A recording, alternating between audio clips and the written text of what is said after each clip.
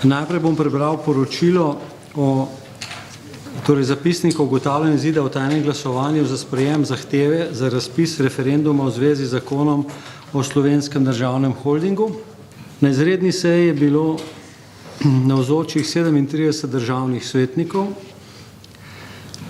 Izidi glasovanja so naslednji. Razdeljenih je bilo 37 glasovnic, oddanih je bilo 37 glasovnic.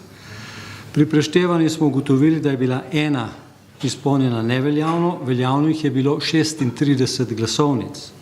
Za sprejem zahteve za razpis referenduma v zvezi z zakonom o Slovenskem državnem holdingu je glasovalo 16 državnih svetnikov, proti zahtevi za razpis referenduma je glasovalo 20 državnih svetnikov in ugotavljam, da predlog za sprejem zahteve za razpis referenduma v zvezi z zakonom o Slovenskem državnem holdingu ni sprejet. Zapisnik o ugotavljanju izida o tajnem glasovanju za sprejem zahteve za razpis referenduma v zvezi z zakonom o ukrepih Republike Slovenije za krepitev stabilnosti bank.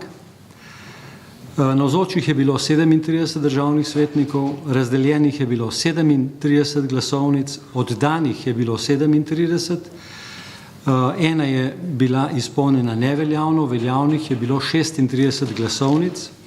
Za sprejem zahteve za razpis referenduma v zvezi z zakonom o ukrepih Republike Slovenije za krepitev stabilnosti bank je glasovalo 12 državnih svetnikov. Proti zahtevi za razpis referenduma je glasovalo 24 državnih svetnikov. Ugotavljam, da predlog za sprejem zahteve za razpis referenduma v zvezi z zakonom o ukrepih Republike Slovenije za krepitev stabilnosti bank ni sprejet. Tako si lahko razlagam dejstvo, da je podpora predlogu za razpis referenduma bila občutno manjša in ustavno prenizka v primerjavi z izglasovanima vetoma. Jaz sem seveda zadovoljen, da je na koncu prevladal razum, da je tudi prevladal, se mi zdi, to spoznanje, da ena stvar je veto, ponovno glasovanje, druga stvar bil pa referendum, zlasti zato, ker seveda vemo, kaj sledi. Zelo težko bi bili referendumi uspešni in seveda bi to za eno leto preprečilo kakršnokoli reševanje problema slabih bančnih terjatev. Tako da sem zadovoljen, tudi mislim, da so svetniki poslušali argumente, ki smo jih predstavili, tudi to je bilo pravzaprav z vidika nekega vzdušja pa sodelovanja pravzaprav pozitivno. Ampak zgodba še ni končana, ne? Dva sindikata, če se ne motim, zbirata podpise. Kako da. Zdaj, tega sindikata sta v bistvu podpise že vložila, gre zdaj za to, ali bodo to zahtevo umaknili. S sindikatom delavcev energetiki smo danes že z njihovimi predstavniki nek osnovni dogovor dosegli, potrditi ga mora še njihov organ in pa seveda na naši strani vlada. S sindikatom kemične in gumarske industrije, ki pa so vložili zahtevo za referendum o slabi banki, se pa še pogovarjamo. Ti pogovori so nekoliko bolj dolgotrajni, nekoliko bolj težavni, je pa res, da tudi tukaj bo na koncu prevladal razum, se pravi to vprašanje, kaj pomeni referendum. Smo kot vlada pripravljeni se tudi tukaj se kaj dogovoriti.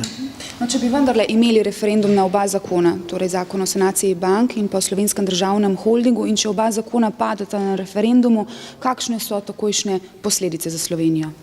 Zdaj, mislim, da posledice bi bile že, če bi bili referendumi vloženi. Mi smo država, ki je znana po referendumih. Referendumi pomenijo v Sloveniji, da praktično nihče ne more prevzeti nobene obveznosti, nihče ne more, nobena vlada, tudi če ima zelo trdno večino v državnem zboru, se ne more v bistvu obvezati, da bo neke ukrepe sprejela, ker je vedno možen referendum. To je sicer pomembna demokratična pravica, je pa jasno, da imamo sistem, v katerem je preenostavno priti do referenduma. Zelo enostavno je zbrati podpise, zelo enostavno je, če tako rečem, postaviti nogo med vrata in potem postavljati neke zahteve. Je pa v situaciji, ko je v državi kriza, ko so ljudje že zaradi krize nezadovoljni, gotovo z vsako vlado, ki bi jo imeli, zelo težko z nekimi vladnimi predlogi na referendumu uspeti. Pa drži to, kar je rekel minister Erjavec, da bi v tem primeru, če padeta ta dva zakona, zlasti sanacija bank, da bi že v marcu postali nelikvidni, torej da je mednarodna finančna pomoč neizbežna, ker da zmanjka za javne plače, penzije in tako dalje. Ta ocena drži. Mi imamo zdaj za nekaj mesecev posojila, to posojilo opozicijo je bilo dano tudi na pričakovanje, da bodo ti ukrepi sprejeti, kljub temu, da smo se zelo transparentno govorili o vetu, o možnostih referenduma. Če zdaj se ne začne zlasti situacija v bančnem sistemu reševati, to pomeni seveda takoj neko krizo, ne šele marca, ko bi denarja zmanjkalo, ampak že prej, in mislim, da bi potem pomoč bila ena zelo realna, morda ena redkih možnosti, ki bi jo še imeli.